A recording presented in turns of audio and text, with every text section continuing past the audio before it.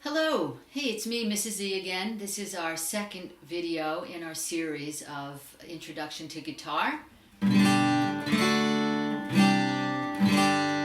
So we went through a lot of basics in the first video, and I'm not going to go over them in detail, but let's just run through them real quickly. This is the body, this is the neck, this is the headstock with the tuning pegs on it. I don't know if we talked about this the last time. This little white piece of plastic right here, we call that the nut. It holds the strings in place, and for us it's going to serve another function later on in the instruction. The frets on the front, we talk about them in the order in which they occur up the neck. And why do I say up the neck? Remember our high and low discussion? Low and high, when we use them, refer to the sound, the pitch of the note that we're hearing, not its position, right? Because the lowest pitched string is in the highest position, and the highest pitched string is in the lowest position. That's a little confusing. It's guitaro bizarro. But we talk about the frets up the neck because what happens when you move up the neck?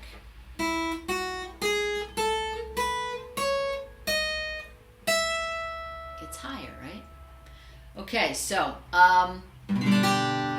we talked about holding the pick in your right hand. When your arm comes down and you hold it, it pokes out just a tiny bit out of the left side of your thumb and rests over the sound hole. Your left hand, your thumb is in the middle of the back. Your fingertips of that left hand are on the fretboard, and you're getting ready to clamp the neck of the guitar so you can press hard enough to create new notes. Otherwise, you may end up sounding like this. Not that satisfying. Press a little bit harder, create a new note. So there you go.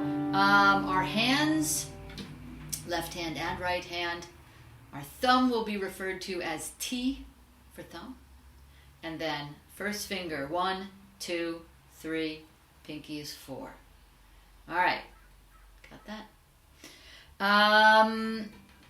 We can use this instrument as a melodic instrument.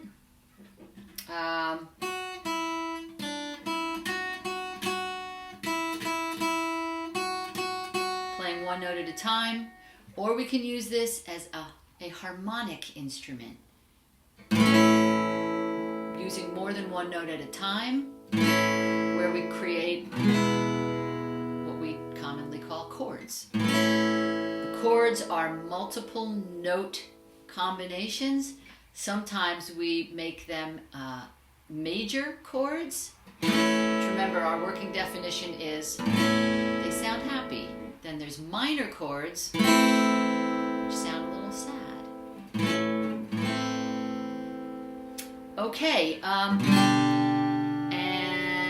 we use our pick to strum down the strings. Wait, am I saying that right? Well, I mean, your arm is moving down. Technically, we're moving from the lowest to the highest. Let's not go there. That gets a little confusing. Let's go here instead. Okay. How do we communicate how to play these chords? How do I know where to put my fingers? What combinations can I use to create these different sounding chords? Great question.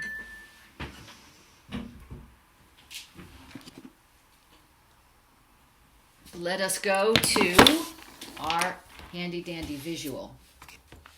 And I'm really hoping that this is not backwards for you. So here is a representation of the neck of the guitar. When I teach my students, I do this in such a way that it's like you're looking into a mirror, right? And you see in front of you the mirror image of the guitar that you're holding.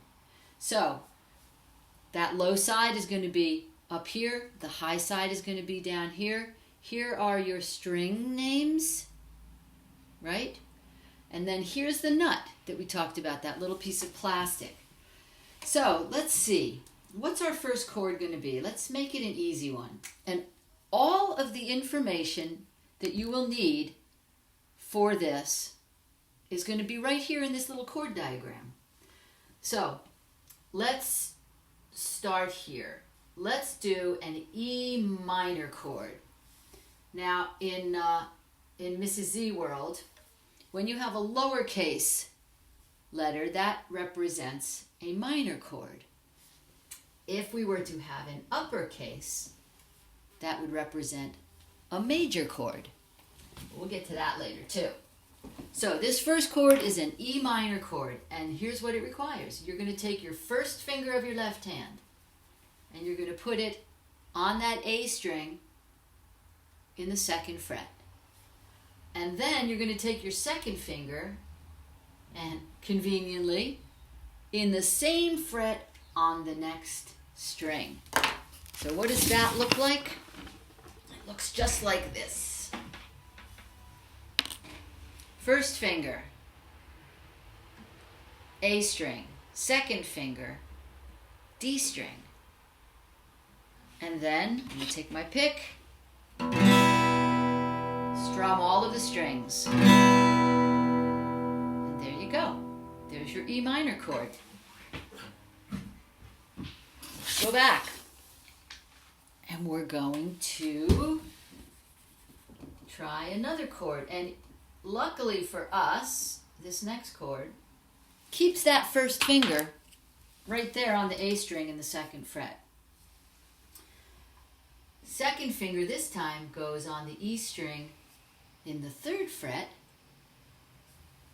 And this is the tricky part of this G major chord, is that your 3rd finger has to go all the way to the other side of the guitar. See that? So you've got your 2nd finger on the low E and your 3rd finger on the high E. Yeah, that's really stretchy. What does that look like? So we keep our first finger on that A string in the 2nd fret. 2nd finger goes all the way down. 3rd finger goes all the way up in a big stretch. And there's your G chord. Good.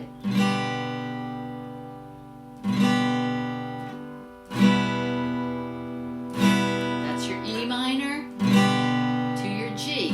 Notice I'm not moving my first finger. I'm keeping it in place. And I'm using it sort of as a pivot to go back and forth between those two chords, because there's that overlap, right?